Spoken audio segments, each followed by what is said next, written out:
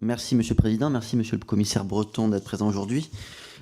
Au début de l'année, les Américains ont voté le Inflation Reduction Act, qui leur permet de soutenir leurs entreprises à grands coups de commandes publiques et de subventions. En parallèle, l'Union européenne pousse des cris d'orfraie en découvrant qu'un pays peut être souverain et protéger son industrie. Disons-le, l'UE est prise au dépourvu, elle patauge. Et comme réponse, certains évoquent le Buy European Act, qu'on attend toujours. Et si aujourd'hui nous n'avons pas un équivalent à cela, ou un Buy American Act, au Buy American Act ou au Small Business Act, c'est parce que le droit de la concurrence de l'UE nous étouffe. Tout d'abord, les règles de notre commande publique rendent très difficile, voire impossible pour l'État de priorité des acteurs nationaux ou européens dans sa commande publique.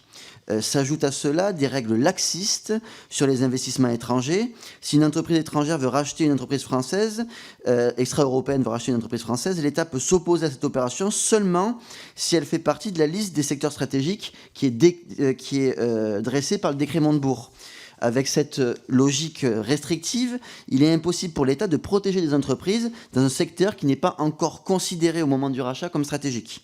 Et enfin, vous avez le contrôle des concentrations qui freine encore plus la possibilité pour les entreprises européennes de monter en puissance.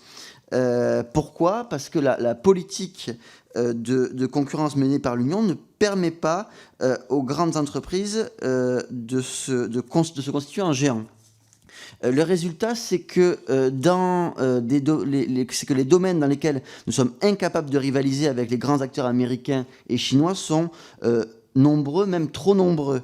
Dans le numérique, par exemple, vous répétez votre volonté de créer des GAFAM européens.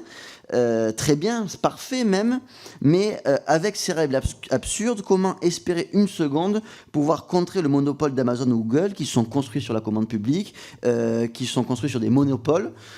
Alors, Monsieur Breton, mes questions sont simples. À quand un droit de la concurrence qui protégera et privilégiera les entreprises européennes? À quand un droit de la concurrence qui donnera aux États la possibilité d'orienter leurs commandes publiques uniquement vers des acteurs européens? Et quand l'UE cessera-t-elle enfin d'être aveuglement soumise à l'idéologie de la concurrence libre et non faussée? Merci.